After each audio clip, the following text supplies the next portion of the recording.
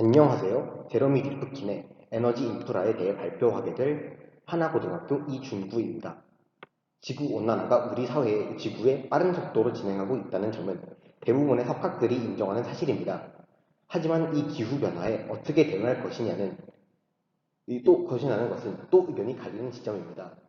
화석연료를 계속 사용하다니 기후변화가 지속될 것이고 화석연료라는 큰 배를 벌여야 한다는 문제가 있습니다. 이 질문에 제러미 리프킨은 과감하게 화석연료의 배에서 내리라는 말을 하고 있습니다. 제러미 리프킨의 그런 주장을 담은 책이 바로 그린 뉴딜입니다. 그린 뉴딜을 한마디로 요약하는 단어가 있다면 바로 인프라일 것입니다. 리프킨에 따르면 우리 사회가 앞으로 나아가기 위해서는 새로운 인프라를 축조해야 합니다. 무슨 인프라인지, 어떻게 만들 것인지, 누가 관리할 인프라인지를 이야기해 볼 수 있겠습니다. 일단 현재는 인프라가 없다는 말일까요? 리프킨이 말하는 미래의 인프라는 두 가지 역할을 수행해야 합니다. 첫 번째, 그리고 가장 중요하게는 바로 친환경적 에너지를 공급하는 역할입니다. 환경오염이 계속되면 우리는 여섯 번째 멸종을 맞이하게 될 것이기 때문에 화석연료의 생산 그리고 이용을 중심으로 모인 사회를 바꿔서라도 수행해야 합니다. 여기까지는 너무 자주 들어왔던 주장이고 실제로 리프킨도 이에 대해 논지를 길게 펼치지 않았습니다. 오히려 이 인프라가 불러올 한계 비용 제로가 리프킨의 집중 포인트였습니다. 우리가 현재 누리고 있는 편리한 생활에는 그에 상응하는 비용이 듭니다. 빠른 정보통신 사회는 전기 덕분에 굴러가며 교통의 즐거움 또한 연료 공급을 바탕으로 움직입니다. 여기에서 개인 그리고 사업체가 지불하는 비용은 엄청나고 석유의 가격은 산업 전반에 영향을 준다고 해도 무방합니다.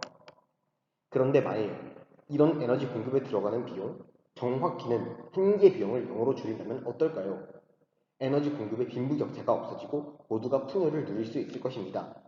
한계 비용을 제거하기 위한 다른 방안으로 범세계적 디지털망 구축 및 운송만 보도 제시하였습니다. 계속 한계 비용 0이라는 말을 하고 있는데 디지털화는 그렇다고 해도 과연 어떻게 에너지 공급을 사용하는 비용을 0으로 줄이고자 할까요? 석유는 자원이고 배럴당 일정 비용을 들여야 채굴할 수 있습니다. 따라서 한계 비용을 0으로 줄일 수가 없습니다. 하지만 태양광이나 풍력의 경우에는 따로 채굴할 필요가 없고 오직 초기 비용의 투입만 필요합니다. 이 초기 비용이 회수된 즈음이면 사실상 에너지 생산에 돈이 들어가지 않는다는 것입니다. 제러미 리프킨의 생각은 새로운 인프라의 설치를 향하는 길이 굉장히 합리적이라는 것입니다. 친환경 에너지의 경우 기술이 발달하다가 결과적으로 화석연료보다 경제적인 에너지로 변화할 것인데 경제적인 의미에서도 이는 바람직한 방향의 변화입니다. 한계 비용이 0이 됨에 따라 부차적인 변화가 생깁니다. 첫 번째는 공유경제의 활성화입니다.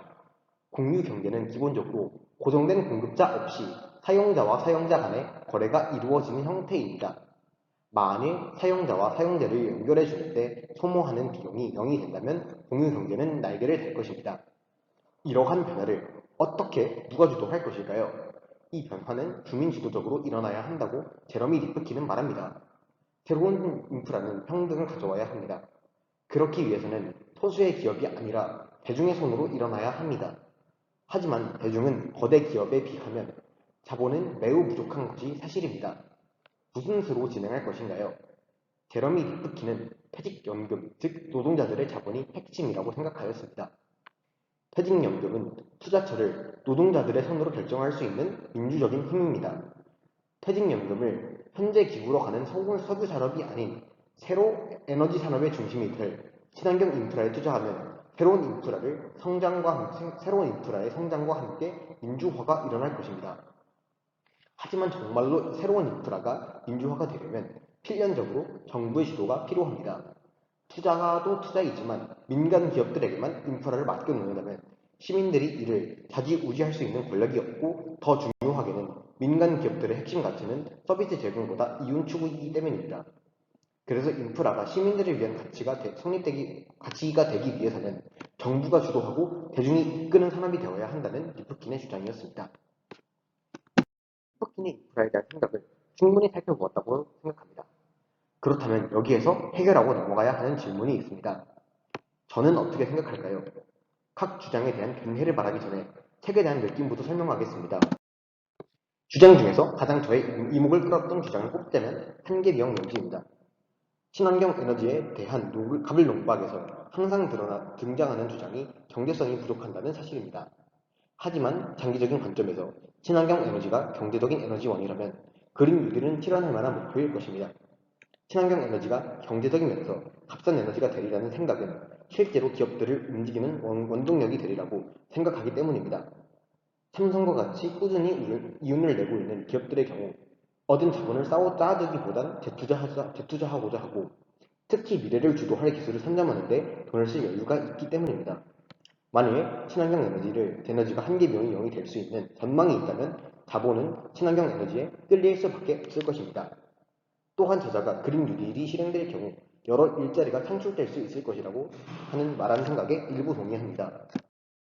경제가 어느 정도 발달하고 수렴 단계에 진입하면 원동력이 부족하기 마련입니다. VR, AR 같은 화두를 계속 던지는 것도 그 원동력을 만들어 보고자 하는 간절한 시도라고 생각합니다. 하지만 사회 인프라를 다시 설계해야 한다면 그것은 충분한 원동력이 될 수 있을 것 같습니다. 이에 따라 일자리가 창출될 것은 말할 필요가 없습니다. 물론 그 인프라가 아예 의미가 없다면 사회적 자본의 낭비일 수 있겠지만 멀리 내다보았을 때 경쟁력이 있다면 그 이야기가 또 다르다고 생각합니다. 하지만 한기 비용 사회가 만들어낸 변화에 대해서 동의하는 부분과 동의하지 않는 부분이 있습니다. 공유경제로서의 변화는 사실 동의하지 않기가 더 어렵다고 생각합니다. 인터넷의 보급으로 사용자들끼리의 연결이 빨라지고 효율적으로 변하고 있기 때문입니다. 우리 주변에 당근마켓과 같은 중고거래 시스템만 하더라도 굉장한 인지도를 가지고 운영되는 것을 볼 수 있습니다. 하지만 제러미 리프키는 경제 구조에 또 다른 변화도 언급했습니다. 바로 대부분의 사람들이 비영리 단체에서 공급을 받아 생활하는 형태의 경제 구조입니다. 사실 이에 대해서는 완벽하게 동의하기 어렵다는 생각이 들었습니다. 비영리 기구를 성립하기 위해서는 일정 이상의 자본이 필요합니다.